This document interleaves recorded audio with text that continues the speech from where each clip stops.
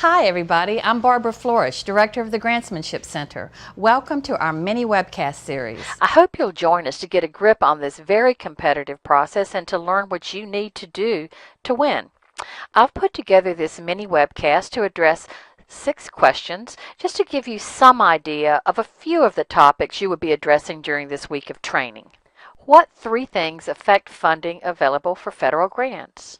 Events, national concerns, and politics. We'll be looking at these things and how they actually affect your organization. What logistics can sink even the best proposal? Missing a deadline. You may say, I would never do that, but technological problems when you've got an e-submission on your hands can put you in a really bad spot. If your budget is $1 over the maximum allowed, or your match is $1 under the requirement, if you use the wrong font, the wrong margins, if there are no page numbers, or you don't attach the required forms, these things can sink your proposal. What are some common considerations?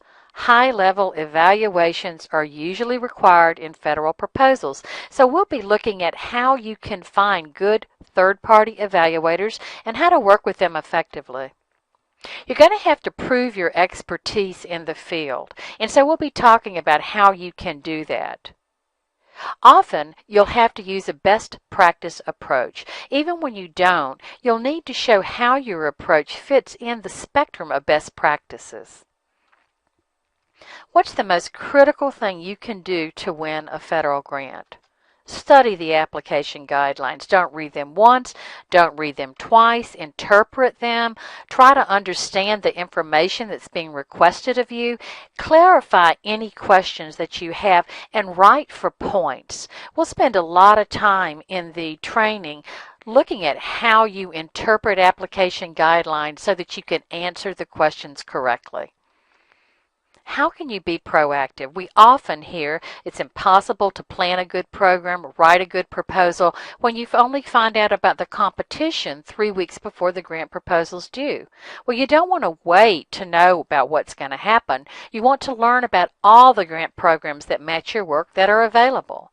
Then establish a submission plan, track those competitions, and then actually establish a work plan for each application and go ahead and get to work. We don't want you to wait for the release of the application guidelines.